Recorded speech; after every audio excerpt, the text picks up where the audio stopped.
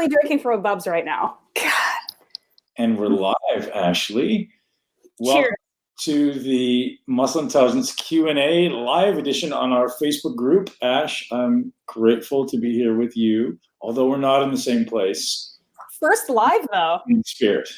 I'm kind of excited about this. Zero preparation. Well, we're always prepared. We're always prepared. I think I always have too much to talk about and too much to say. Yeah. Man, I've been recording a lot of videos lately, and not a lot that I'm posting yet, but there's a lot of stuff going on in the world, and I can't see anything other than opportunity. Everyone I talk to right now is expanding and growing, and that's just my world. And I see there's probably a lot of people out there who are struggling, maybe worried, maybe anxious, maybe depressed. And I think it's our job as a community, and not just you and I personally, but as a community, to support these people, right? And struggle, the irony of life is the struggle is what develops the character, and the obstacles are the way to growth. And I just view it as this amazing reality that if it's in any way stressful to you, you just haven't adapted enough yet. So thank you. I need this. And is it going to be a challenge? Sure, but there's always a light at the end of the tunnel. There will always be springtime after the winter. And I think that every one of us listening, hopefully, takes that perspective and sees the opportunity. If you have 10 extra minutes in your day where you can breathe, where you can meditate. It's funny. One of my friends posted this today, and I love her for it. And she said, all of us have been begging for this for years. We're begging for more time. We're begging for some freedom, for not to go to work. Maybe we're not begging to not have any income, but we're begging for more freedom, and it's there. Hey, from Malta. So, guys, we're recording this live in the Muscle Intelligence Facebook group. Guys, thank you for being there. Ketogenic Muscle Facebook group as well. If you are not already a subscriber, go ahead and do that now. You guys have to allow StreamYard permission to use your name. Otherwise, we don't see the name. You don't have to. But we're here doing this live so we can answer some questions. But first, Ash and I are going to have a conversation about stuff. Ashley's always interesting, prepared to talk about. So I'll give you guys an update on what I'm doing in my business right now. Voraciously consuming information because I have a little bit of extra spare time. To be honest, my life is not all that different than it always is. But I do have less responsibilities because ultimately some of the businesses that I do operate are closed. I'm focusing a lot on creation. I'm creating a lot of new programs. I'm creating a new coaching platform. I'm creating a new nutrition certification. I'm creating this personal training certification. So a lot of things that I'm focused on creation because I see this opportunity that's existing in the fitness industry where when everyone's done this, there's going to be a few things that, represent an Aussie. There's going to be a few things that people want, right? People are going to want health. People are going to want security. So I'm not in the financial industry, but they're going to want security. So that's important if you're in the financial industry. People are going to want mentorship and guidance in business. They want coaching. Like, hey, what do I do in my business? I don't think like you, Ben. What do I do? Well, let's do it. Let's work together, right? And let's talk about how you can have this expansive mindset and thinking about making hundreds of thousands or millions of dollars a month rather than, making a couple $1,000s a month. And it's not complex. So I spent the whole day yesterday. I took on I think I announced this. I took on a bunch of new mentoring clients.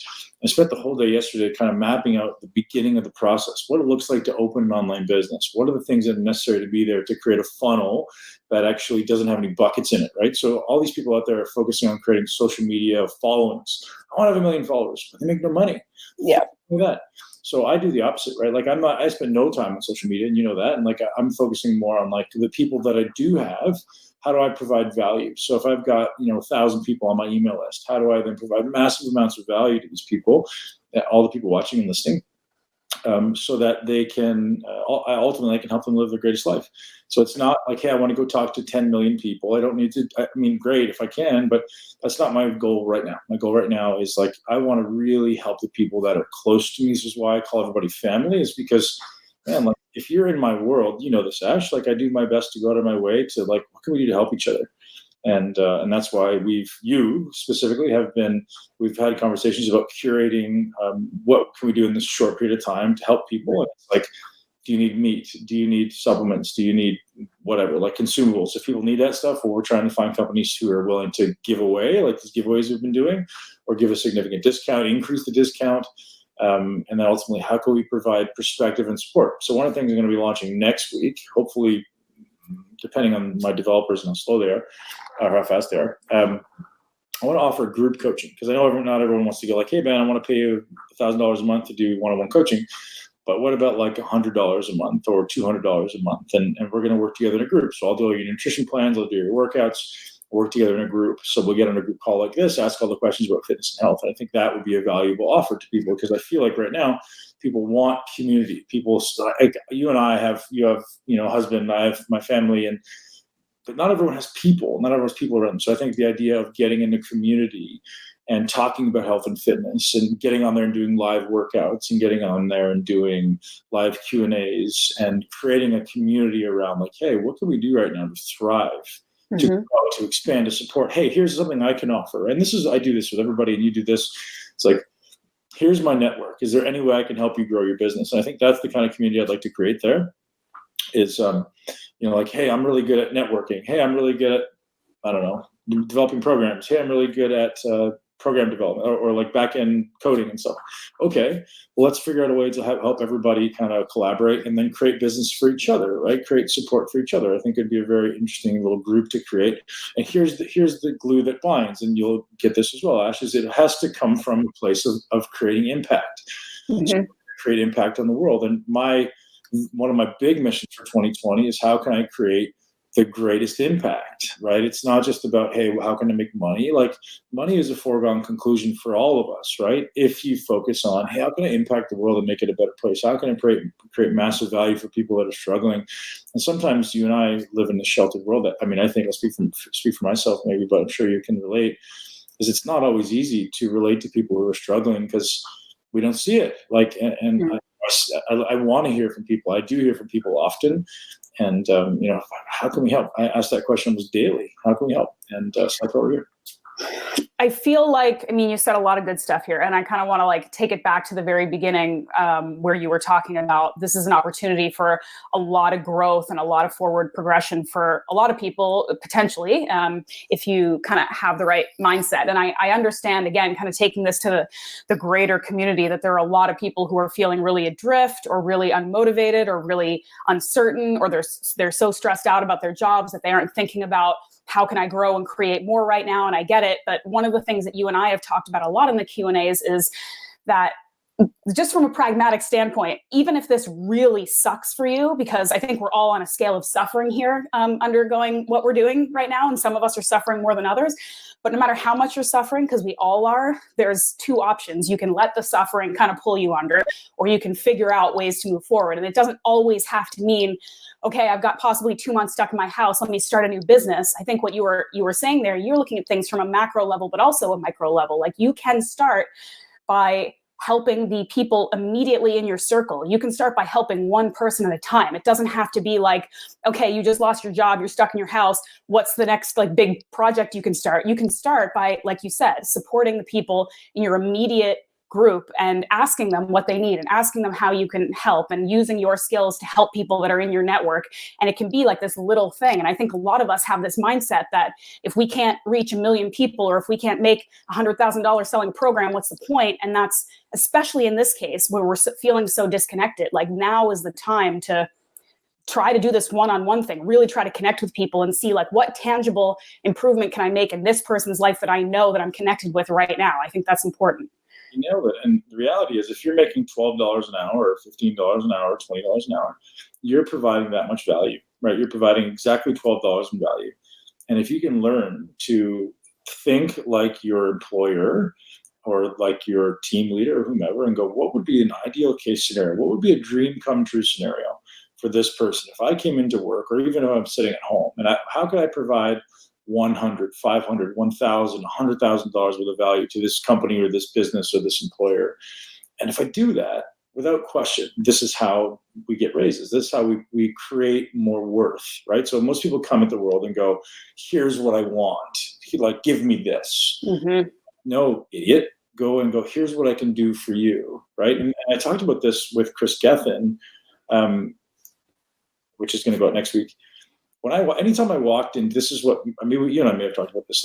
This is what made me unique as a bodybuilder. I never went into contract negotiations saying, hey, here's what I want. Never once did I say, here's what I want from you, ever. I said, here's what I'm going to do for you. And I would go in and go, here's how I'm going to make you this much money. Here's how I'm going to create this much value. Here's how I'm going to do things that you don't want to do that I can do better. And they would go, okay, like, well, how much do you want? And then it would be, they're asking if they can pay me rather than me going, I want to make $12 an hour, I want to make $1,000, whatever, right? So I'm going in like any business owner, so you guys have perspective, any business owner in the world would go, like if you came to me and go, Ben, I want to make $10,000 a month. I go, okay, well, tell me why, tell me how, right? Mm-hmm. If you go, oh, here's the way I'm going to make you 50.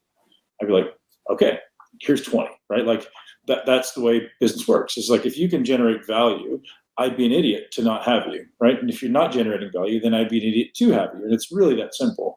And this, hopefully people can take this perspective is like, what are you doing in your life right now to improve your skill set or improve your ability to create value? That's it. So if you're not at the place in your life yet where you are creating value, start creating a skill set, right? Get better at something, work harder on something, but be very focused, right? It's very easy to be scattered and trying to develop this diverse skill set. I think that's a big mistake people do. Yeah. It's a really smart rule of business, but just human interaction in general. And you've said this on a lot of different occasions, just sort of the concept that we have to remember, no matter how lucky we are, where we were born and what situation we're born into, that the world does not owe us anything. And I think that the current situation that we're in is like a stark reminder that like, we're not in charge, in the grand scheme of things. Like, we're part of this world, we're a functioning part of this world, and things are going to happen that are outside of your control. And how you rise to that and react to that, and what your kind of character, how your character comes out as a result of that, is really saying a lot more than, how lucky you are or what's going on in the world. It's how you sort of react to the challenge, I think. I had one realization, awareness last week. I always call them my awarenesses. And, people have a story, and I had a story, and you probably have a story, good or bad, about your youth and your history and your upbringing and your whatever. And I said this to somebody, actually probably used it multiple times. I may have said it in the podcast before, but I think this reality is there's only one thing that your parents ever objectively gave you in life. Everything else was subjective. What's that one objective thing? Life. Mm-hmm. The only objective thing they ever gave you. Everything else was subject to your interpretation. Everything else was subject to your interpretation. So how can you not stop and go, holy shit, like they gave me life. Thank you. I'm so grateful for that. And everything else after that, literally from the time you were born, everything else after that is subject to your interpretation, because you realize your nervous system, your hormones, your environment, all of those things are playing into the way your body interprets a scenario. It's not just the words that come out of your parents' mouth. It's not just the words that come out of your school teacher's mouth. Mm-hmm. It's the person you are going into that scenario, and then the stimulus, right? So the only objective thing you ever got from anyone in life was life. Mm-hmm. And it's always down to your interpretation. So if you're unhappy with the way things are going in your life, change it. Change the environment in which this is going into, right? So he said, the second I'm born, the doctors, the stress, the sounds, the lights, all of those things are contributing to my internal state, my perception of the events. Some people may have been this blissful at-home birth where you're like, floating on rose petals in Hawaii. Some people may have been, hey man, I got the rope around my neck, and that's a stressful environment. Some people may have just been, hey, it's fucking bright lights, there's a bunch of people yelling, and that was stressful to me as well. And that in itself was not anything to do with your parents. It was not like, and you could extrapolate that into any event that happens in your life. It's all subjective to all of these things that are inputs to your nervous system and how you perceive it.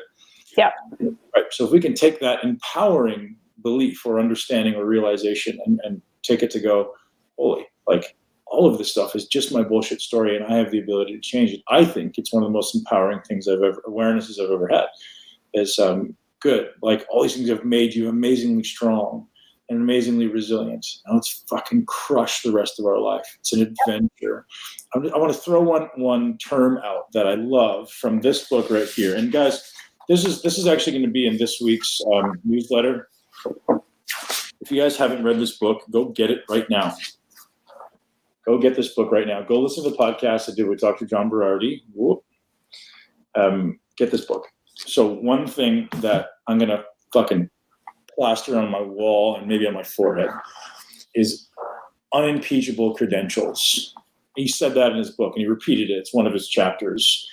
And I was like, that's the greatest term I've ever heard in my life. And that's what everyone from a childhood should aim for, I believe. Right? So people can take away your money. People can take away your fame. People can take away your car and your house, but they can't take away credentials, right? If I build a skill set, if I go and accomplish something really amazing, if I go and learn something tremendous and help a group of people and build a business and whatever it is, it's a credential, right? So John's got his PhD, he's a competitive bodybuilder, competitive powerlifter, track athlete, worked for Nike, worked for Thorne, worked for PN, sold PN for $200 million. Tell me someone who's got better credentials, right? So what are those credentials that we want to create? Create a fucking list and then start checking it off. This is literally what I'm doing, right? So rather than goals, which are great, I want to set a list of credentials. Here's who I'm going to become. Here's the person I'm going to become, right? And these are my credentials. And that to me is such an amazingly powerful statement. That book, by the way, is fantastic. I bought it for my entire team. Everyone's got a copy, and I've got a few more sitting here because like anyone that comes out, like if you're in the fitness industry, you need to read this book. Even yourself, Ash. I don't know if you've heard of it. Mm-hmm. Of course, I've listened to the podcast. Hello. And he's a fellow Canadian, right? So yes. Yeah, he knows what he's doing. So what I want to ask you like some kind of specific questions about what we're talking about, but also sort of the current situation that's going on. So what are some things specifically that you are learning or checking off your list during this sort of unique time? Well, I spent the first 2 days of this quarantine, like everyone else, really in panic. So my business went from doing well to basically zero overnight. And plus having to refund a bunch of money for these camps that I put on. And so like, okay, your brain goes into panic mode and you go, what the fuck am I going to do? And then as quickly as you can, you go, okay, take action. What's the action steps for me? So it's like, okay, what are the things I'm going to do that can make me revenue now and make me revenue exponentially more when this is done and for the rest of eternity? There's no, hey, I want to make a little bit of money now and then have to do it again in 3 months. I want to have passive revenue streams and safe, right? So I want to have multiple revenue streams. So you're kind of padding the creating the golden moat, maybe, the golden moat around your life. So I started reaching out to people saying, well, here's all the things that I want to do to complete this fitness business. So right now I see this fitness business as a fraction of what it should be, a fragment.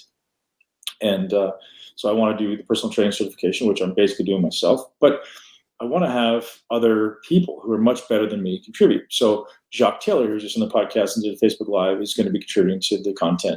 Another great friend of mine, brilliant nutritionist, maybe one of the best I've ever met, Roland Pankovitz, is going to be contributing to. Have you met Roland yet? He's in Toronto. No. He's contributing to the nutrition course. He's actually going to be in charge of the nutrition course because he's way better than me when it comes to building stuff. I've got two other nutritionists building that course. So that's there. And then I've been working, on the back end with the mentorship. And so I launched that, and I had launched it before, but I took on a few more. I'm just making subtle announcements, and the people that jump in first are jumping in first. Cause like, I know if I do like a huge push, it's going to be drinking from a fire hose for a while. And I kind of want to ease my way in and create systems and processes. So I'm doing that. And then just this group coaching, because I think it would be a relatively low-hanging fruit for us to help the greatest number of people, right? How can we help? I know not everyone wants to pay $1,000 a month or whatever it is to do one-on-one coaching with me. I get it. But if someone's willing to pay $100 a month or like a super discounted, whatever we can do to make it work, I just want to be able to give back and have regular communication with people and give them a process. Like, hey guys, here's how we're actually going to proselytize this. If that's a word, you're my spell check. No.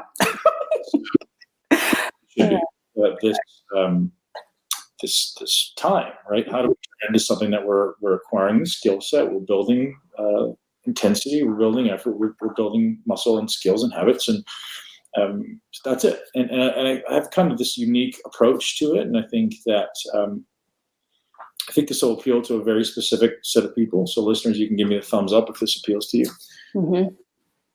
My idea is this: how many hours do you work out a week, Ash? Is it always the same, or does it change? It's relatively the same. I might just dedicate different amounts of time to different things, but probably around the same amount of time. Yeah. So I think most people, it's pretty consistent. Like, man, I got an hour a day. I get like 90 minutes a day. Like, okay. So most people scale, or their belief is how they scale progress. So maybe they don't know how to scale progress, but most people's only opportunity to scale progress is doing more. Like, hey, if I want to get better, if I want to, get leaner, get bigger, whatever, be healthier, I have to in some way do more. That's usually how people think. And that's how humans think, right? If I want to make more money, I have to do more. No, you don't have to do more, right? You have to do better. So how do we then take that 60 to 90 minutes they're using daily, or 30 minutes daily, or 30 minutes 3 times a week, whatever it is, and maximize it, right? And so that's really going to be the focus. So for everyone in this group, it's going to be like, here's the habits for you that are most important to optimize your life. And we're going to walk through this sequence of habits that everyone should be checking off their list every day until it becomes unconscious. And there's certain ones that are low-hanging fruit, right? There's certain ones we talk about with coronavirus. Like if you're not doing these, you're going to get sick. Pay attention. Go outside every day. Walk. Get some sunshine. Calm down your breathing. Maybe do some meditation. Get some exercise. Move your body, etc. And then, but for certain people, it'll be different ones. So it'll be like, hey, let's stack this habit and that habit. And so that's really going to be this focus, is rather than thinking like, hey guys, I'm going to tell you, I'm going to yell at you, you got to do more. You got to work harder. Fuck that. You don't have to do more. You don't have to do harder. You have to do smarter. Yeah. Right? That's the premise of this business. And that's the niche we carve in this world, is like everyone else is being a cheerleader and telling you bullshit about having to work harder and more. It's not the solution. It isn't for anybody, because not everyone has the time, not the desire or the motivation a lot of times, right? It's very challenging for people to get like, if I don't have a personal trainer or a cheerleader, I can't work hard. Okay, good. Yeah. Let's just be really, really good at what we do, right? First. And then eventually the motivation builds, the dopamine builds, and now I have that new mindset of success, and then I can chase the hard and the better eventually, right? But now we have to build this foundation of forward progress, and forward progress exists in optimization of every piece of what you're doing. That's going to be the focus of coaching. What are your thoughts about, because it seems like to me, I'm seeing like two camps on social media or in sort of the fitness world about how we should be dealing with this current time. And one camp, and I feel like you have a little bit more nuance here, but like one camp is like, now's the time, attack, do the thing that you've, always been putting off, work harder, create something with this downtime. And then there's the other camp that seems like almost strangely in opposition to it, where it's like, no, like you're already stressed. Now is not the time to create something new. Now is the time to look inward and find, figure out self-care and relax. And if you spend all day in your bed one day, that's okay, because this is fucking stressful and you need to honor that. And it seems like they're two like really opposing sides. Like as always, there's never like a gray area in between. It's either like, don't do anything, this is terrible, just try not to freak out. And then there's the side that's like, if you don't create a business during the next 3 months, you're a fucking waste of time. So like, what are your thoughts about this other side that's kind of like, maybe you need to actually just take a step back and don't worry so much about creating. Maybe just try to take better care of yourself. Like use this time to just relax and find some peace. And, what do you think about that? Well, this is probably why I've got, almost 100 inquiries in the last 2.5 weeks for coaching, is like business coaching, because people don't know what to do. Like, what should I do? Like, what should I be doing? Well, the answer is just like in exercise. The answer is it's not the same for everybody. It depends who you are, what the system is, looks like coming in, right? And that's not just your body, but that's your entire ecosystem. So, where are you in the realm of being capable of opening a business? Where are you in the realm of finances? Like, is it an absolute imperative for you to open a business now, right? Or do you have some leeway to like, how stressed are you to begin with? Like, if you're a massive stress ball to begin with and you have a little bit of finances, take a breath, man. Take a vacation, chill out for a little bit, right? What's it going to look like when it starts up? Are you without options, right? So it's completely different. You can't say to anybody like, hey, this is the way it goes. And right. There's been a number of people who I've turned away for mentorship. Well, actually a lot, because they're just not ready. I'm like, listen, it's just not right for you right now. So how do we figure out a system that I can give you for free? Like, here, take this, come back in 3 to 6 months once you have the foundation, and then we can move it forward. So everyone's got to come at this from a different place, right? If you're financially free for the next 6 to 12 months and you want to chill out with your family and breathe, and I was just talking to my great friend Don Saladino, who will be back on here very soon. Just literally got off the phone with him, and he's like, man, working out every day. I've had 3 meals a day with my wife and kids, and I haven't had that in years. He's like, I haven't woken up with an alarm in 3 weeks. It's just the greatest thing that ever happened in my life. I was like, perfect. That's what you needed, right? Where some people have been waking up without an alarm for the last 3 years to begin with, and maybe they need to get their ass up at 4:30 and do a meditation and fucking build a business. Yeah. So like, where are you in your life, and how much have you been coasting to this? And this is the metaphor I give my kids. I said, listen, life is a mountain. Everyone's got to climb the mountain, right? You got to climb the mountain. You can choose to take 1 step a day, every day for the rest of your life, or you can stand here, enjoy the scenery, pick your nose, and play video games. And at some point, you're going to realize you're way the fuck behind everybody else. You're going to have to sprint, and it's going to suck because it's going to burn your lungs. It's going to be the hardest thing you've ever done, but you're going to have to catch up. Your choice, right? Is one step a day reasonable? We work on our body, our mind, and our soul every day. One thing for your body, one thing for your mind, one thing for your soul every day. It doesn't matter what it is, you pick it. Or you can screw around for the next 10 years. But at some point, you're going to panic and you're going to have anxiety and you're going to go, oh my goodness, I'm nowhere near where I need to be or want to be. And now I got to fucking sprint for the next 5 years. Who are you and where are you in your life, right? If you're someone who's been coasting and enjoying the scenery for the last 5 years and you don't have the luxury to sit on your ass anymore, guess what? We got to sprint, but I'm here to support you, right? If you're someone who's been sprinting or taking that one step in the right direction every day, enjoy the scenery, man. Get some sunshine, take the breath in. Not too many people who are probably financially okay for the next 12 months though. So I suppose most of us are probably somewhere in the middle, but yeah. So tell us a little bit about what your daily schedule from work and life and food has been like since the quarantine started. Like I would imagine that your schedule is a little bit different and probably the way you're eating and training is a little bit different. So can you talk about that a bit? Well, as you know, I'm not often in one place for a long time. So it's been nice to get workouts almost every day. That's been fantastic. My training's been going great. I feel really, really great. I've been getting usually 2 walks a day. One in the morning, one in the night. Sometimes it's at least one, which is great. And a lot of time spent right here, to be honest, doing a lot of riding, a lot of preparing. I had a beautiful bay window here looking and shining in my face. So that's most of my day. A lot of writing, a lot of communicating with new clients, a lot of kind of creating systems for my business.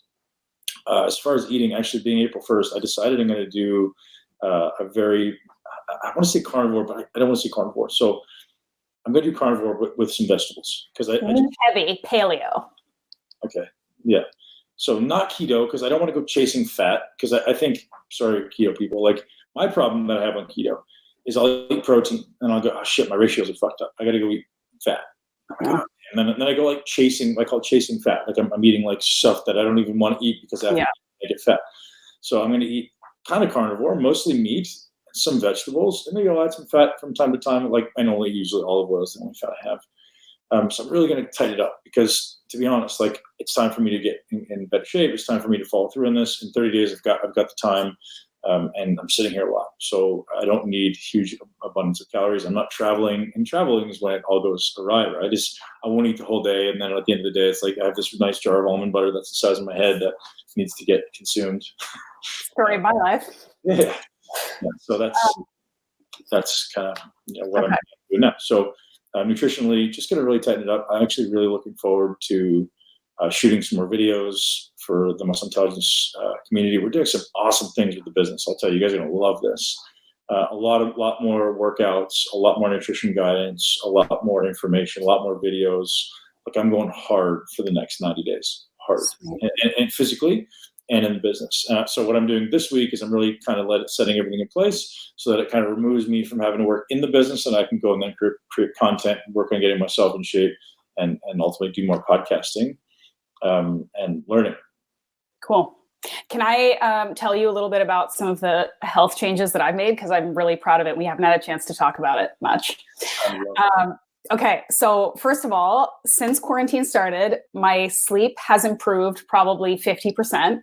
I might be the only person in the world, but let me tell you. So basically, one of the biggest things, and you'll shake your head at the fact that I was doing this before, but one of the biggest things I decided to do is when I knew I was going to be stuck in the house and like this was going to start, like it was either shit was going to hit the fan or I could choose to improve it.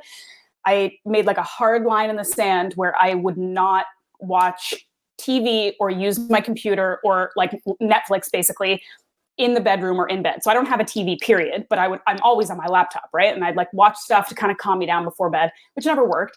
And I just went cold turkey and I'm like, no electronics in my bedroom. I'm reading only. And I mean, obviously that's like 101, like everybody should be doing that, but nobody is. So I drew the hard line and I did it. And I'm still taking like a lot of kind of different supplements and stuff. But the other thing that I think is helping me for my sleep relates to how I'm improving with my food. And this is another surprising thing. Like I'm just going to pat myself on the back because I'm so surprised that I'm doing this. It's actually successful, I have to say. But so for food, I've I've done since the quarantine has started, I've done a compressed eating window of about 6 to 7 hours. And normally I eat 3 meals a day at least, because I just love to eat. And I usually get up and at 'em pretty good in the morning. So I like want to have breakfast and I want energy. And I noticed immediately, like when I stopped going to the gym and I'm not moving around as much, my body was telling me like, you do not need to eat as much. Like you just don't need to. And I have literally cut out breakfast entirely. And I eat at noon, and then I have a dinner, and I might have a snack in between. And I think that the reduced calories, like it's not a lot, but I think just not eating all the time has helped me go to sleep, because I have an energy imbalance all the time. Like I usually have too much energy. You can tell just talking to me right now. Like I usually have too much energy. And so eating all the time, like if I'm drinking coffee in the afternoon, if I'm eating late at night, like that's not going to help me try to calm down at the end of the night. So the two biggest things, I've done this compressed eating window, which I think has actually helped me from doing the whole quarantine 15 thing that everyone's talking about, where they're all just like eating chips and getting chubby. It stopped me from doing that. So I've like done this compressed eating window. It's also helped me stop thinking about food all day long. When you're stuck in the house, that is such a recipe for disaster for people. Like you're this close to the fridge and you're stressed out. Like, of course, you're just going to eat constantly. But when I'm doing this compressed window, I'm like, I'm just not thinking about it until I actually feel hunger. Doing that and then getting the electronics out of my bedroom, and I'm like sleeping. I'm falling asleep. It's amazing. I'm sleeping better. I'm sleeping through the night. And I'm also, the last thing I'll say is that I'm actually like really honoring my like circadian rhythm, like my timing. Like I don't get tired until midnight. So why am I going to go into bed at 9 p.m. and then just stress out for 3 hours? Like I go to bed when I'm ready to go to bed. I read for 20 minutes or 30 minutes. Get my 5 a.m. calls. There you go. I'm so excited. I'm like, I don't want to sound like somebody who's like, yay, quarantine, because this does fucking suck. Like, I really want this to not be happening. But I've just made this switch. Like the day that I knew we were stuck in the house, I'm like, this could go really bad for me, or I could sort myself out. And that's what I've been doing. So anyway, I wanted to tell you. That's awesome. I'll tell you what, hopefully everyone listening gets something out of that. There's this opportunity that exists in quarantine, right? So many of us are spinning all the time in life in the routine that we kind of stop paying attention to what's laying right in front of our face. Yeah.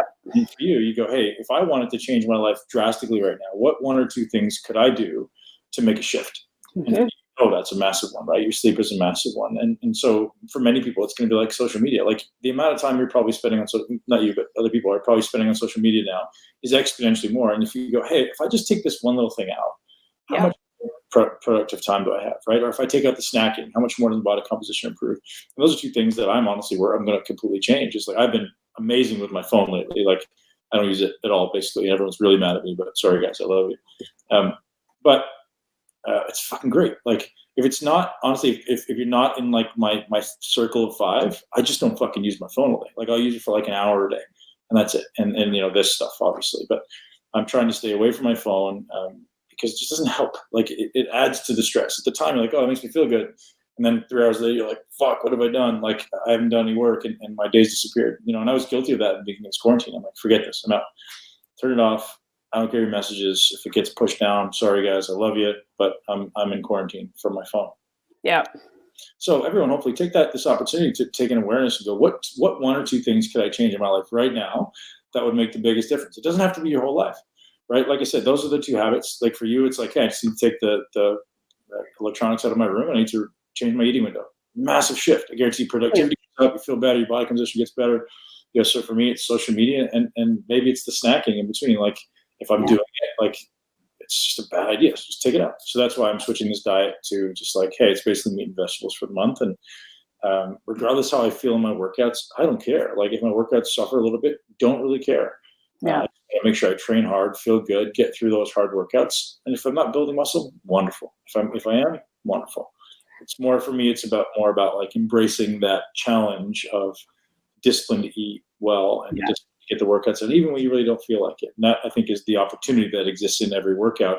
That kind of bridges this gap, guys. Just so you know, we are going to answer your questions, but kind of bridges this gap back to what we're talking about now. The opportunity that exists in working out at home. Sure, it's not perfect. Good. It's fucking good that it's not perfect. Learn how to do it better with what you've got, right? Stop being a whiny, not to use derogatory words, but stop being whiny and just fucking realize, hey, I'm going to do really, really well at this. Great, it sucks. It doesn't suck. You just suck at it, right? You haven't done it well yet.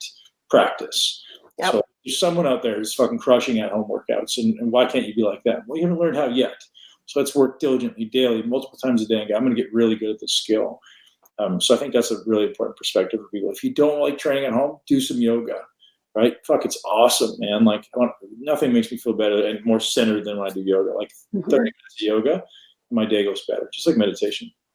And I like what you said. You said this on a previous Q&A too. Like you sort of put out a challenge to people to not look at their phones for like the first 3 hours of the day, the last 3 hours of the day, like set some boundaries. And I think that one of the things I've noticed, I'm definitely on my phone and on my laptop less. Like I have my work, like I'm working, but I'm watching way less like Netflix. I'm not on the news nearly as much because I don't want to see it any more than I have to.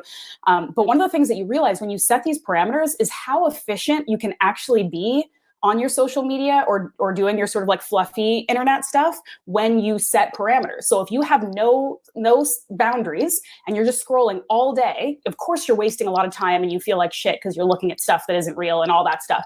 If you say to yourself, like, I'm only going to be on Instagram, say an hour a day, and you really set that hard, like you'll be amazed if you actually go in there with a plan. Like, I want to check these people out. I want to see this video. I want to comment on this. I want to post something here. Like, you'd be amazed how much you can get done if you actually like set some boundaries around it. So you can still go there and enjoy it and spend time and get something out of it. You'll probably do that better when you set boundaries. Planning is key. And you guys haven't listened to the podcast today with Craig Ballantyne. I think it was probably Muscle Expert. So it was a while ago. Check it out. He's the king of planning. He's got a book called The Perfect Day Formula, and he's just released Perfect Week Formula, both of which I highly suggest everybody read, because I mean, I still am not very good at it, to be honest. Like, I should be so much better, but because my days tend to be highly variable, I just book blocks. So like 9 to 1 is this block, 1 to 4 is this block, 4 to 7 is that block, and that's my blocks, and I get shit done in those hours. But I mean, the more meticulous you can be with scheduling, the better. I'm gonna take some questions, and they're gonna appear on the screen. Oh, cool. Maybe a stupid question, but you don't know if you don't ask. When you both squat, do you inhale through your nose before you go down and exhale pushing up, or the opposite? Ben, thanks for helping instill confidence in me. That's actually a really good question. So, and there's obviously a BPAC level answer to this. It's not just that simple, right? So you can actually do both. You could do either. But here's the logic that I employ: is when you inhale, what happens at the level of the spine? Extends. Exhale, flex. So do I want my spine being flexed or extended when I'm squatting, right? So we want an extended spine because it's going to keep it neutral. It's going to keep it properly, I guess, safe.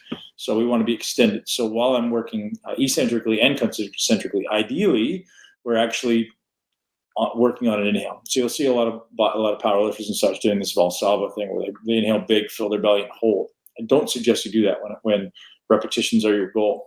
So what I try to do is I'll actually inhale, feel that muscular tension, hold that there, and then decrease the size of my breath. And it's always through my nose. So I'll take that amount of extension, maintain my thoracic tension and my abdominal pressure, and then I'm going to breathe small through my nose. And you can, there's a really great guy, Bill Hartman. Look him up on social media. He talks about inhalation and exhalation strategies during exercise. He's very, very brilliant. He talks at a really high level. But there's a very different internal stress response, internal pressure response, internal pelvic response, depending if you've really inhaled or really exhaled. And some people tend to hold their breath at the top of the inhale. Some people tend to hold their breath at the bottom of the exhale. It's completely different stimulus at the level of the spine and internal musculature. But bottom line is this. I suggest, whenever possible, in the case of squatting, trying to maintain thoracic extension, which in most instances means you're inhaling, or at least have inhaled during reps. It's a challenge if you're doing sets of 15 to 20 to be able to hold your breath or do shallow breaths. It's just practice. Just practice. Cool. There's a breathing question. That's good. Okay. Yeah, Ben, will you ever compete again in the future? Ash, what's the answer? No. Maybe. Just not in body. Oh, okay. That's a trick answer. Okay. Yeah. So I loved my time in bodybuilding. I really did. But zero desire to do it again. Like none. You're going to compete in endurance biking. Remember? That's a conversation we had. More. Yeah. Yes. Yeah. So one thing I do have planned for this year, although it now has been compromised because of Muslim Fitness being sold, is I was going to do some photo shoots. Yeah. We'll see.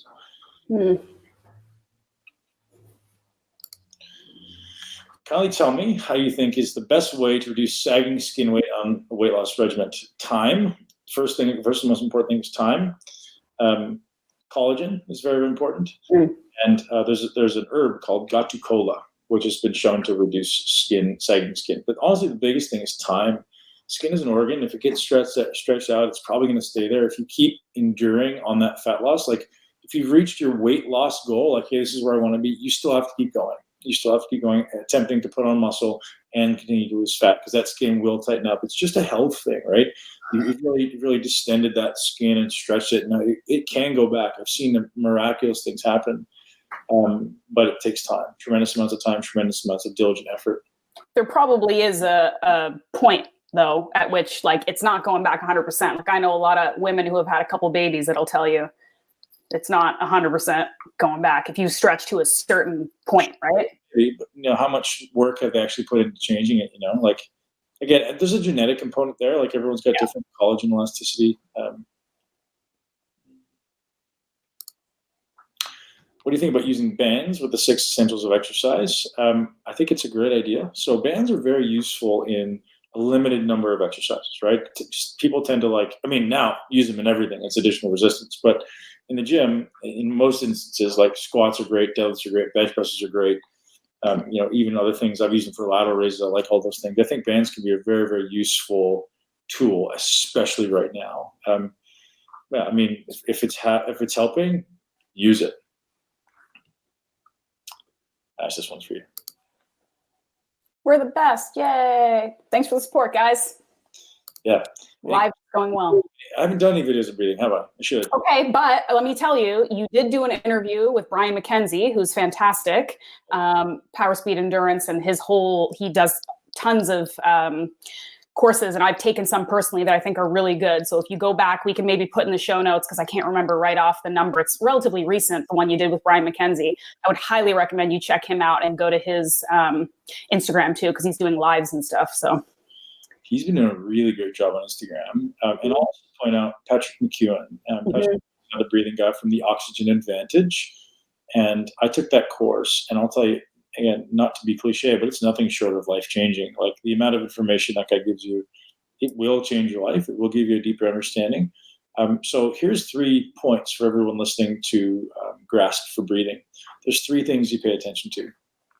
And it's in order: biomechanics, biochemistry, cadence. Biomechanics, where are you breathing? What muscles are you breathing with? So most people breathe shallow and up into their chest, right? We want to breathe deep and long into our diaphragm. And a great way to think about doing that, if you guys are on the live right now, wait, so get my hands in there. Put your hands like that around your waist. So the thumbs in the back, 2 fingers in the front on the lower ribs, and then breathe horizontally. So think about, on the inhalation, you're breathing out this way. feels good. Inhale.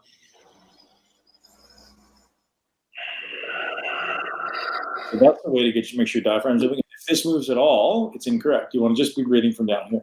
That takes practice, because the diaphragm is a muscle, and if it's weak and underused, it's going to be very hard to even breathing through your mouth.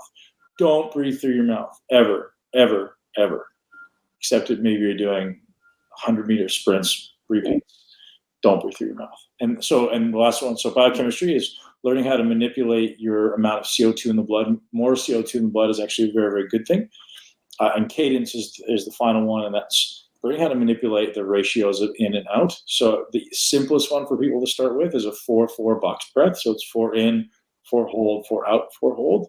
And that's really useful. And then progressing to a 5-5 box breath, and you can get up to a 10-10 box breath. But the kind of place where you want to rest is a 5 in, slight pause, 5 out. That's a really good place to make that your default. Now, it's not, if you're conscious of it, your default will end up being much shorter than that. So start with the breath holds with the box breath, because it just adds in the conscious awareness and a little bit of accumulation of CO2. And what that feels like is a little bit of a suffocation, right? If I feel like I'm holding my breath and I have to gasp, that's your body accumulating carbon dioxide, and that's a good thing. That's your body learning to become more tolerant of it being there. Any benefits to vacuums regarding slimmer waist? I wish I knew who this was. It's the most important thing to slimming your waist. Don't put a stupid waist trainer on. Learn to use your muscles. It's the greatest waist trainer that exists in the world. It's the most important thing. Breathing and vacuums. So breathing is maybe the most important thing because those are the muscles that do it. And then vacuuming is ultimately just the extreme exhalation, right? So when I'm doing a deep breath, let's say I do a 60-second in, 60-second out. By the time I'm done my 60-second out, my stomach is in a vacuum and all the air is out of my diaphragm. It's basically pushed up under my rib cage. That's a vacuum, right? And it's a breath practice. And if you're not doing a breath practice as a competitive athlete, you are missing a huge competitive advantage. I won't work with anybody anymore unless they're doing it consistently. Unless I see the waist change, I won't do it. I didn't read this yet, but let's put it up anyways. I just got my work permit and all gyms closed. Interesting question. How do you transition to developing a service that people will be interested in paying for? That's a good question. Craig, I'll tell you what, the biggest thing I can tell you, man, is never ask someone else to do something you haven't done yourself. So if you haven't achieved amazing results yourself, start. If you haven't acquired some theoretical knowledge, start, right? If you're not the type of person worth following, don't expect a following, right? So do the things, develop the unimpeachable, what's the word? My brain's broken. That's a good one. No, the unimpeachable credentials, right? Like John Berardi, read this book.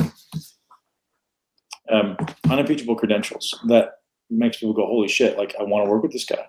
You know, I just finished a prep with a guy who was I don't know what his position was in the Army, but like a high level in the military of some kind. He then went on to be a professional kickboxer and now just did a contest prep and now just did a fitness, a cover model for a magazine. Like, the guy's a fucking superstar. When you hear that, you're like, okay, I want to work with this guy, right? Those are the kinds of things you got to do. You got to do the things that are not like, hey, I can do this in a weekend. Nobody gives a shit about your weekend course, right? What have you done in the last 10 years? What's the thing that the reason people like what I've done as a bodybuilder, because they know it took 20 years to get there.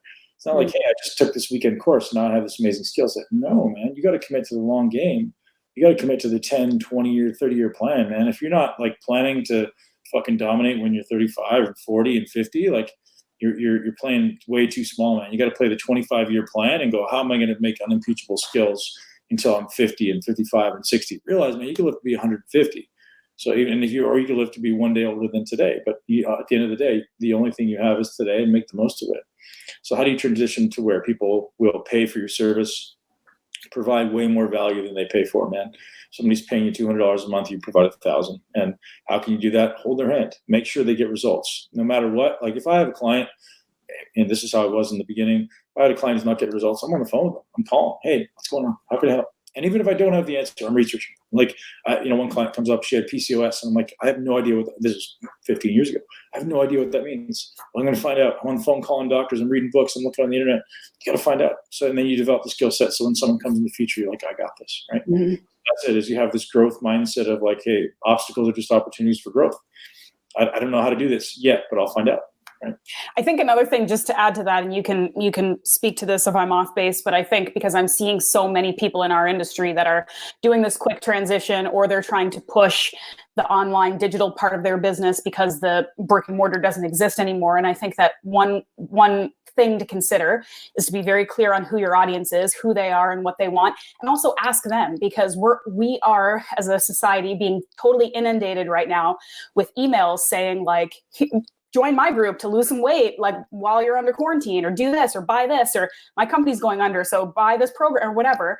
We're getting increasingly jaded pretty quickly. So like, ask the people that you know are your audience. What do you want? What can serve you right now? Like, what are you willing to engage with? And like, ask them specific questions, because it's like a great opportunity time right now to build a business and engage online, but it might quickly hit a tipping point where people are just like, I don't fucking want to read another email or another Instagram post about how you're going to sort me out. Like, you need to be focused. I think that the awareness is, and I say this to people, it sounds arrogant as fuck, but if you're trying to sell muscle building, tell me what you do better than me. Like, if you're trying to sell muscle building, you need to do something better than I do. I don't know what it is, but that's always my question. If you do something better than me, then someone will hire you. Otherwise, why the hell would they hire you, not me, right? That's always the way we approach it. It's like if I see somebody else out there doing something really, really awesome, great, I'm going to beat you, right? That's like I'm going to figure out a way to do it better, or I'm going to carve my own path, right? If that person is doing something I want to do, then I have to do it better. Or join them, right? Be like, hey, let's work together. Let's do this together. Or, hey, I'm going to figure out a way to be significantly better. And that's not from a perspective of like put this person down and say, oh, I'm going to kill you. No, that's the goal. But like gives me a target, right? When I wanted to be Mr. Olympia, my target was Flex Wheeler. I was like, listen, I'm not saying I'm going to go, I want to fucking beat Flex Wheeler up. I'm going to, fuck that guy. No, man. I'm so grateful for that guy having been who he was, and this inspired me to become the leader I was, or the bodybuilder I was, and Dorian Yates and Jay Cutler and all these guys who are now friends. I'm so grateful for that. I would never try to put them down, but they were my target. They were the pictures on my wall, and I'm going, until I look like that, I'm shit.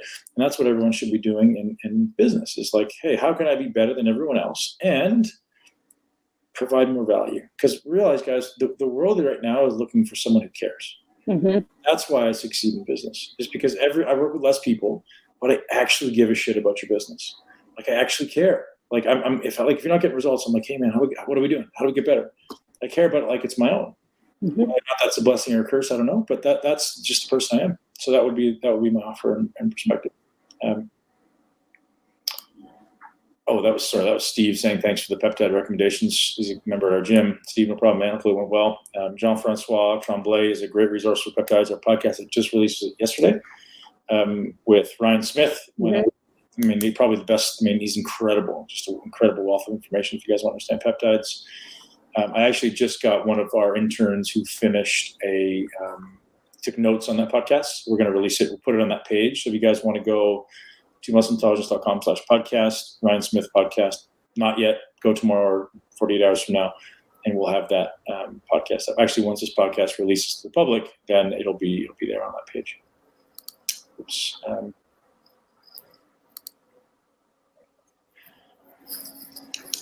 I don't know that there is a best alternative to leg extension. My suggestion would be, adding resistance to it would be challenging. The thing with leg extensions that's interesting is I think you can get a tremendous benefit just from really getting into the short position and engaging there, and spending time there. So what does that look like? So if you're standing, actually if you're sitting at desk, you do this too, but if you're standing, hold on to something for support, lift one knee till it's about 90 degrees or parallel with the ground, and extend that knee. And what most of you will experience is your hamstring tightens up before your quad shortens.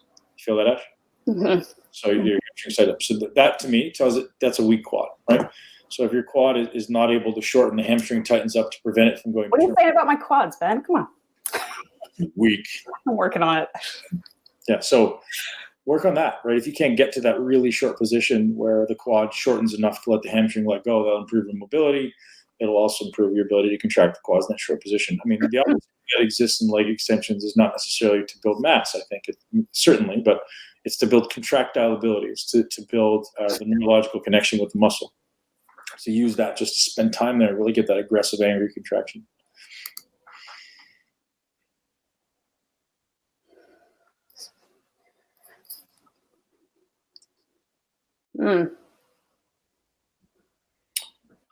Send me a DM. I'll give you perspective. It depends on what your demographic is, man. I have a very good list. So this is something I do all the time, is consult with people opening gyms. So I'm in the process of designing a number of pieces of equipment with Watson, which is out of the UK, and I love their stuff. They're the dumbbells, the barbells. Now we just did plates. So that would be, again, I'll give you some recommendations. We just have to talk a little bit more about the exact demographic you're after. But I can definitely equip the pants off your gym. Do you recommend a Bulgarian split squat on elevated heel?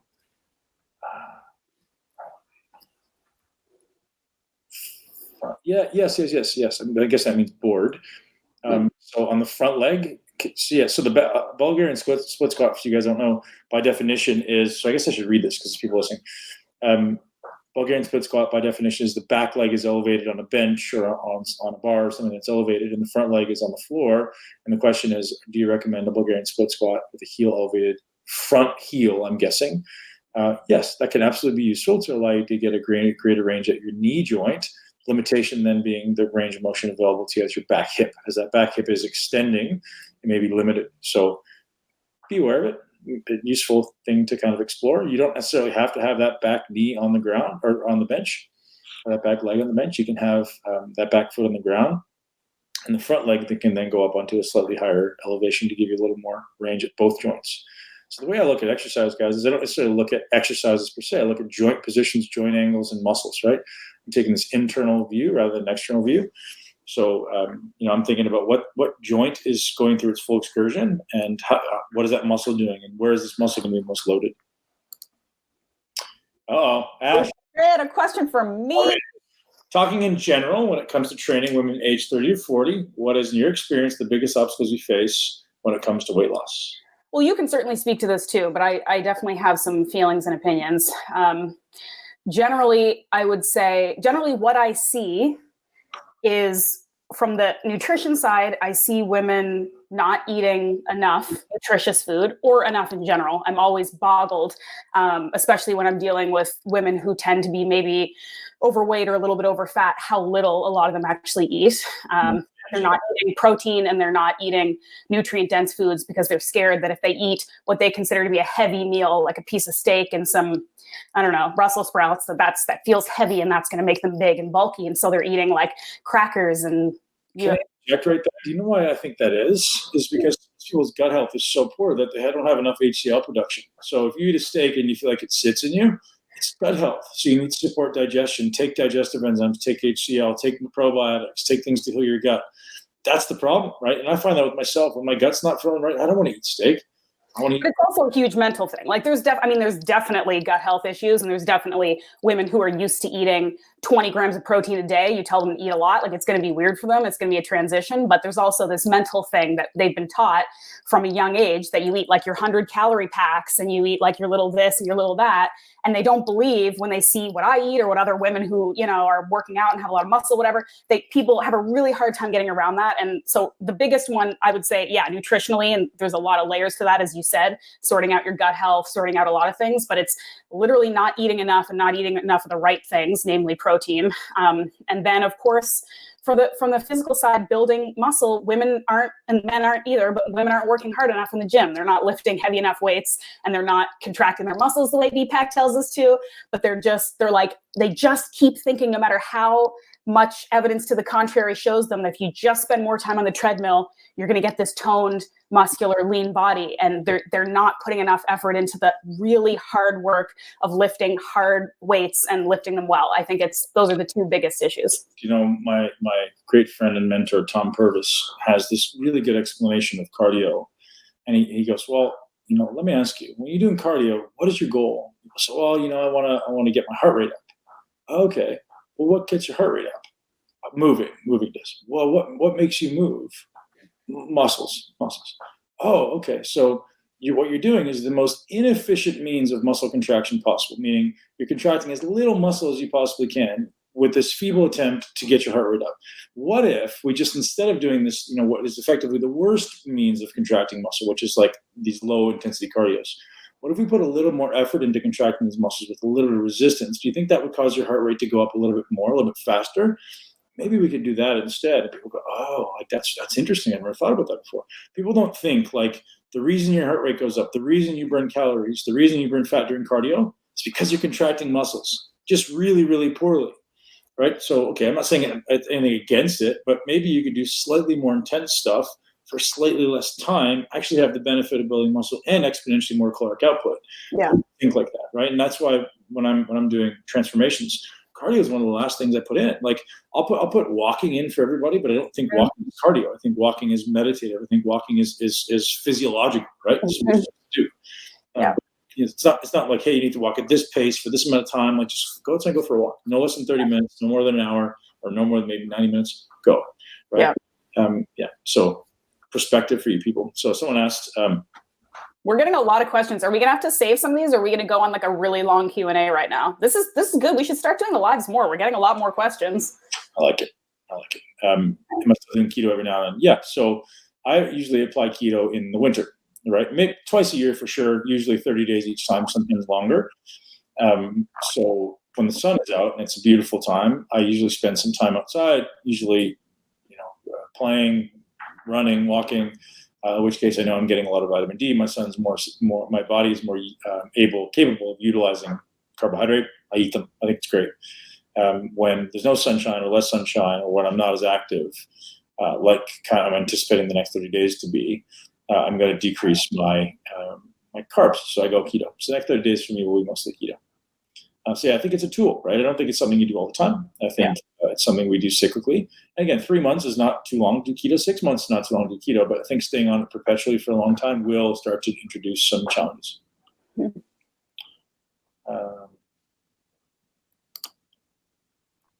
to read it out? Thanks so much for all the free content and help you provide to everyday people. I look forward to these Q&As every Monday. Ashley's addition to the podcast is amazing. I have a question regarding approaching people to get hired to do a service that they are not currently doing. Is there a specific thing you look at when you are looking to hire someone, or things not to do when you think you can add to someone's product? You actually have a lot of good points about how you hire people, so that might be worth going over right now. I don't quite understand the question. I have a question regarding the approach to get hired to do a service that people are not currently doing. I need more specific, like, is this personal training? Is this like lawn care service? Because I think it comes down to understanding people's why, right? Like, why am I going to get you to buy something from me? Or why would I buy something from you if I don't need it? You have to convince me, or you have to understand why I would want it in the first place. So maybe, but generally speaking, though, you have talked before, and I think this is really useful, and you can't honestly say it enough, especially considering the amount of messages and questions and comments and pitches you get personally, that there is a generally appropriate way to respond to people or to pitch your services to somebody in a way that, again, like you said, you're approaching it with like, here's what I can do for you, instead of, I want a job with you because you're great, or I want you to be my mentor because you're so great. Like, there's a way to approach people that's offering them value, that they're going to be receptive to it, right? So when you walk into a clothing store at the mall, and the first thing they do is they come in and go, "Oh, can I help you?" You always say, "No." Everyone says no, right? Why? Because we just want to be left the fuck alone. So if you're trying to approach somebody and go, "Hey, can I sell you something?" It can't ever be from a perspective of like, "Hey, can I help you?" Because everyone's going to be like, "Oh, no, leave me alone, I'm good," right? So you always offer the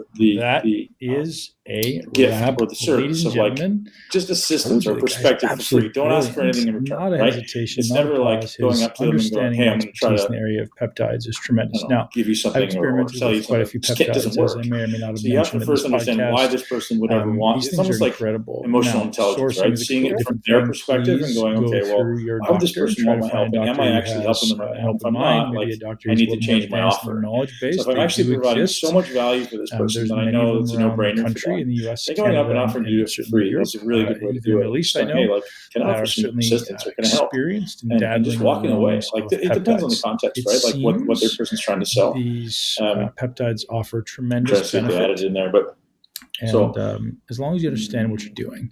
So there's some whoever wrote this question, put another comment in the box so we can help you with what it is. Vladimir Kavinson is the guy I mentioned in the podcast. It's challenging, right? Like, depending on what that person's state of mind is and what that person's needs are. If I know that they need this product or want this product, then it's an easy sell. And if they don't want it or need it, then I have to convince them that they want it. This often happens in fitness industry, right? It's like this idea of creating the problem and then solving it, right? So it's pain problem or problem solution, problem solution. So sometimes people don't even know what their problem is, right? So if I said to most people on this podcast, like, "Hey guys, you know the reason why your body's not the way you want? It's nothing to do with your diet. It has everything to do with the way you train." People are, "Oh, come on, man, it's my diet." So now they don't even think that's real. Now I have to convince them that the reason your body's not the way you want is very little. Means maybe something to do with the way you train. I'd say the biggest opportunity that you have is this reality that you train like shit, and most people do it. And you know, at maybe let's call it a 2 out of 10, and the best of it are 4 or 5 out of 10, and they're what they actually could be doing in the gym. And that's not it. So that's just reality. And you come train, and your body has to learn to then progress toward this 10. But anyways, if people aren't aware of the problem, if you want to understand, there's a great book that comes to mind. It's Eric Schwartz, Breakthrough Advertising. Great book. So he talks about the levels of sophistication of your customer. So does this person know that the problem exists, right? Do they have a problem? Do they know it exists? I forget all the levels, but there's you need to understand where they are in their kind of cognitive understanding of it, and then approach them accordingly to walk them down the path of realizing, "Oh my goodness, this is a really good idea. This could really help me with this problem I'm experiencing." Some people don't even know they have a problem. You know, some people. So if I take that ownership and I put it outside of myself, if you were to say to me, "Hey man, yeah, I can't build muscle. Why not?" Bad genetics. Okay, well then I can't fucking tell you otherwise, right? Or if I say, Ash, the reality is it's not bad genetics. It's actually because you train like shit. If I said that to you, I'm the bad guy, so that doesn't usually go over well, right? So there's so many different perspectives there. It's like, do they take ownership in the ability? Do they believe that they can change it? And do they have this problem in their mind? And there's a lot of levels of sophistication that ultimately is the psychology of marketing, right? And behavior change. You are getting a lot of questions, a surprising amount of questions about sagging skin. So I'm just going to say that we have covered it. And also to answer another question here about where this is going to go, this live recording is actually also going to go up as a Q&A, a podcast. So for anybody who's just kind of joining in now and wants to hear the rest of it, it's going to go up on Monday. And Ben already answered the skin question. So you'll have to listen to the podcast on Monday. A lunge, more hamstring dominant as opposed to quad or glute dominant. Well, I don't think you can differentiate hamstring and glute. I think those are going to fire regardless together. But you can certainly differentiate how much of each, and you can certainly differentiate whether one is more quad or more hip. It's called hip, which is hamstring and glute. And the simplest way, again, I wish I could stand up and show you guys a little video here, but you can. We're doing a live right now, Ben. Get up. Are you wearing pants? Is the question? So you're standing. So if I'm standing, let's say I turn to the side, I have a weight right here against my chest. The level of effort that my body has to exert is going to be significantly less than if I go here, right? And I extend that weight out like arm's length. So same thing is happening in a squat or a deadlift. So if I stand up and I'm standing and I have a weight on my back and I'm standing straight, all the weight is stacked through my center of mass. It's effectively, it's easy. You can stand there all day. As soon as I start to create a little bit of distance, so I'm standing and I start to bend my knees a little bit, the knee starts to go a little bit forward and the glute starts to go a little bit back, hip starts a little bit back. So now I'm creating more distance. So it's kind of like doing this. I'm moving the weight further away. So the further that hip is away from the center of mass, the more that the glutes have to work, because now that we've created distance from the hip to the center of mass, so it's just like moving it away. So now the muscles that cross that hip have to work harder. The same thing with the knee. So if I drive the knee way forward, the knee goes way away from the center of mass, then the muscles that cross the knee joint have to work significantly harder. And that's a really simple way to think about that. So if you want to train more glute, you have to be aware of where your center of mass is. And it's usually balanced right through the center of your foot, right? So how can I take this hip as far back away from my center of mass as possible? And that's going to work more hamstring and glute. If I'm going to work more quad, I want to take my knee as far forward as I can from this middle of my forefoot to ultimately challenge the quad as much as possible. That's probably way too much explanation for someone verbally, but I've got tons of videos on this stuff, guys. And if you'd like, I'll throw one in the Muscle Intelligence Facebook group today. So I'll just pull one off of muscleintelligence.com's members site and throw this up there for you. Now, one thing I will say about the member site, because we haven't mentioned this in a long time, is the member site is completely changing with all new content coming very, very soon. You guys are going to love it. Workouts, videos, support, groups as far as coaching and mentorship, and it's going to be really, really fun and new and really well-curated experience and a well-curated process. It'll be fun. So I'm really looking forward to launching that soon.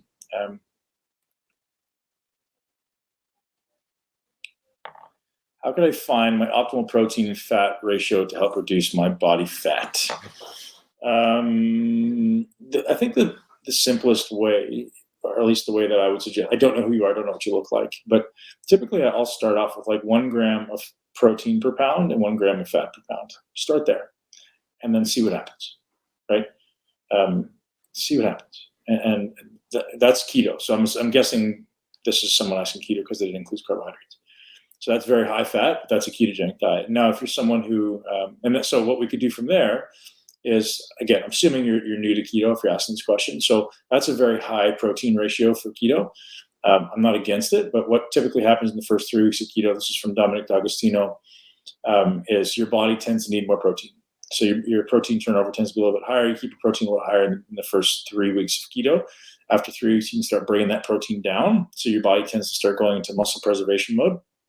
So you can bring that protein down a little bit. That'll take you deeper into ketosis and allow you to hopefully burn more fat. So the first 3 weeks is really focused on maintaining muscle. So keep the protein ratios a little higher.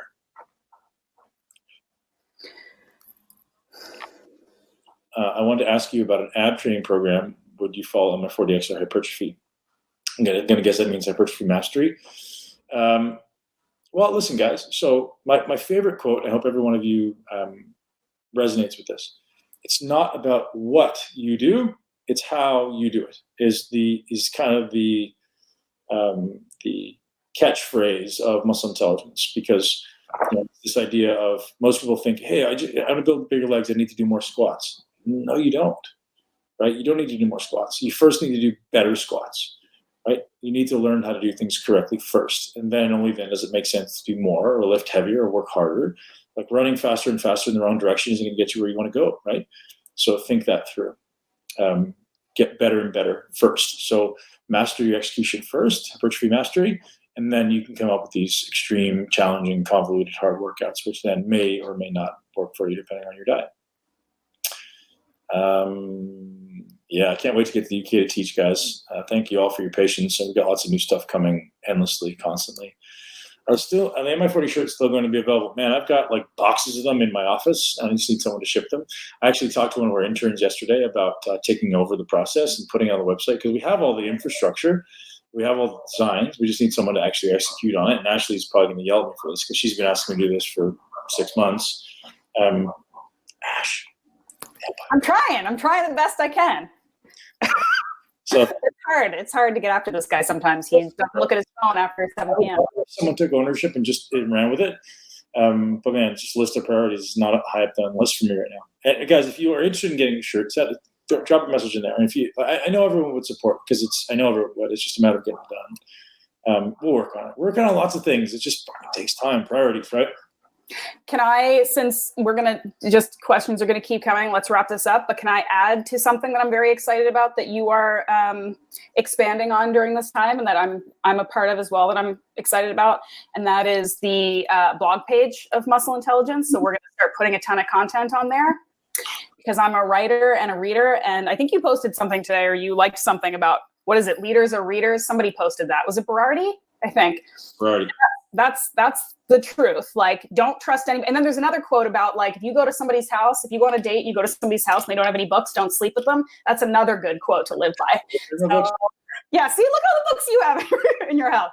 But anyway, reading is important, okay? And one of the things that you and I talked about behind the scenes, that it's important that you're obviously putting out a huge amount of free resources and content, and the blog is just like an addition to that, right? Like, we're going to post a ton of stuff there, from interviews to educational pieces to transcripts from all the podcasts to everything. But just tying this all back, one thing that's going to go up by the time this podcast drops is you're going to post a partner page that has all of the special offers while they're still available for all of the companies that we're working with, because as anybody that's following saw last week, we did a bunch of giveaways for the 100th episode, and we've got all these great partners that we love and that we work with, and they have these great offers, which you might want to take advantage of while we're in a time where we want every deal that we can get. So we're going to post that online for people to see too, but there's going to be hopefully like a ton of new content always going up there every week, right? Yeah. So some of the guests of the podcast have generously offered to contribute. So I'll be doing a lot more content. If you guys haven't already picked up my arm specialization guides, do it. Or sorry, not just arms, my body part specialization guides. Like, I haven't done any promotion of those things, but over the last, probably 6 months ago or so, I wrote body part specialization guides for everything. So there's arms, there's chest and delts, there's back, there's quads and calves and hamstrings and glutes. And you can get those all for free. And I put a lot of work into those, and the feedback has been amazing. And there's more than just what's necessary to build that body part in there. There's some thought process around mindset when you're training that specific body part. Like, what should I be thinking about, right? Who thinks like that, right? There's my 3 best workouts, or my 3 favorite workouts comes with it as well.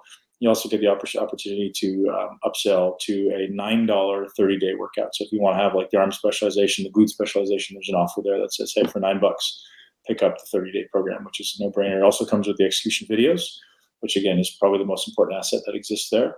You can get that. Just go over to muscleintelligence.com, and it's either right at the top of the page. You'll see a really small tab, which is going to get fixed, and then there'll be at the bottom. If you scroll down, you'll see all the links there. You can walk through that. But yeah, tons of content coming up from myself and everybody else. And Ashley wants to die young as late as possible. Die young as late as possible. That's from Bub. the sponsor of today's show.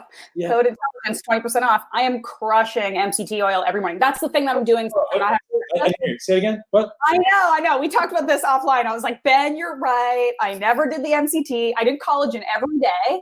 And then I never did MCT because I'm like, I'm not keto. What do I need MCT for? And then when I stopped having breakfast and I was just drinking my coffee in the morning and I want it to taste delicious and give me energy. And I was like, what the hell? I'll put some Bubs MCT in there and it's delicious. Like, you were right, Ben. Okay. Better than almond milk. It really does make it creamy. Like, I didn't think that it would do that, but it goes really well in iced coffee because I don't drink hot coffee and it mixes perfectly. Yeah. You don't have to heat it. I know. So I usually 5 to 10 grams of Bubs MCT, 10 grams of Bubs collagen, and 3 grams of powdered lion's mane, which I get from real mushrooms. For a long time, I was getting it from Four Sigmatic. Yeah. Real mushrooms, actually, guys, the owner's a friend of mine. So I started getting it from Real Mushrooms, no affiliation, just awesome product. Put that in a blender and blend it up. It's amazing. It's fantastic. Now, I just got, this is interesting. So for anyone that has a Vitamix, which I think, do you have a Vitamix? I used to have one. I broke it because I used it too much. So now I just have a regular blender. But so yeah. I thought everyone in the world now has a Vitamix, which is like an $800 blender. But the shitty thing about a Vitamix is plastic. So I finally found a metal Vitamix thing. And I was like, oh, yeah, I found it on Amazon. I saw a guy in Germany. I'm like, dude, what is this? Where did you get this? It's a friend of mine. He goes, oh. So I ended up tracking down in the US. So if anyone has a Vitamix and wants to not get, plastic. Yeah, melted plastic in your coffee, go with the metal one. I forget what it's called. Just search it on Amazon. It's not made by the Vitamix company. It's made by some other company, but it works really well. It's not cheap, but it's actually pretty good. Yeah. There's a couple good questions, but should we save them for next week? Do you want to? Yeah, I've got a few minutes. Do we? Okay. When will Pac-Man come to India? Man, hopefully soon. Is 1 day off of meat-based protein enough to stabilize mTOR? What are your thoughts on fasting for 24 plus hours? My friend, it depends on your goals, right? If you're an aspiring professional bodybuilder, don't fast for 24 plus hours. If your objective is I want to get in the best shape of my life and live a long time, fasting for 24 plus hours can be a great idea. I think there's probably utility in slightly longer fasts, maybe in the realm of 72 hours. And I go, that's challenging, but that's probably where the greatest amount of autophagy takes place, so that the idea of kind of programmed cell death and cellular senescence is allowed you're allowed to undergo it, or able to undergo the process. Is 24 hours off meat-based protein enough? It's more than enough. I think 6 hours can be enough to optimize mTOR.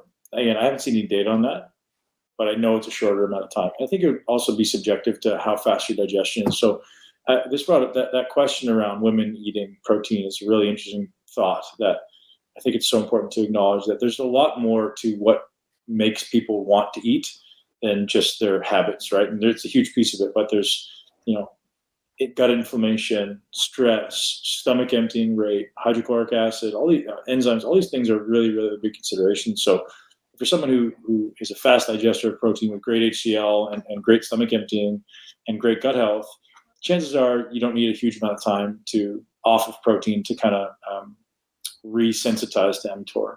If you're someone who has poor digestion, poor gut health, and poor hydrochloric acid and high stress, guess what? You can eat a lot longer. So it's really an independent thing. And this is where kind of having someone guide you comes in. And for you guys who are just joining us now, very, very soon we're going to be launching a group coaching where we can get in and talk about all of this stuff. And that will be on the list. I'm going to be bringing amazing experts to talk about how you can optimize that for yourself. So that'll be over the next coming weeks. Keep an eye on the Muscle Intelligence Facebook page if you're not already subscribed there, which is where we're doing this live. Because this will also be aired later. You guys can go and sign up in there and ask us questions directly anytime. We're also going to be doing a lot of our podcasts live, just to give you guys an opportunity to engage with the guests. And so today being Wednesday, on Friday this week, we're going to be doing one with Dr. Anthony J, who... Nope, that's tonight. Oh, okay. That's tonight. Friday is Ben Greenfield. Oh, wow. Okay. Yeah. Well, thanks for the reminder. It's good to have you, Ash. Why I'm here, yeah. So, yes, Anthony J is the author of Estrogeneration. He's a researcher at the clinic, and he's unbelievably brilliant. He's an encyclopedia of information, probably knows more about all the data in the world on everything than anyone. Yeah. Unbelievable. And just so humble and kind and just an awesome human being who I've had the pleasure of spending a lot of time with. and look forward to speaking with him in 5 hours or less. 4.5. Okay, guys, we're going to cut it. I got to go. All right, we have some good questions. This was amazing. I'm so this was better than I thought. We're getting too many questions. I'm going to save these last few that are here because they're good and I want to save them for the next week. But maybe this is something we want to start doing more, is the live Q&As, because people are more willing to ask questions when it's right in front of them. So guys, if you like it, give us a like, give us a comment, give us a share. If you want us to do this more often, we'll do it. Shout out to bubsnaturals.com for sponsoring the podcast and keeping us nourished in Ashley's family show.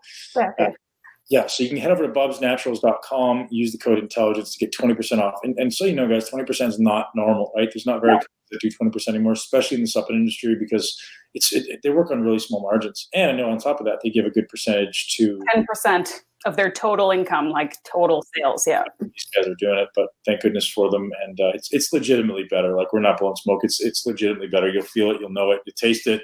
The dissolvability and the quality is tremendous. So, guys, thank you so much for being here, Ashley. Thank you. This was fun, man. Got to do it again sometime. Always great. Talk to you soon. Bye.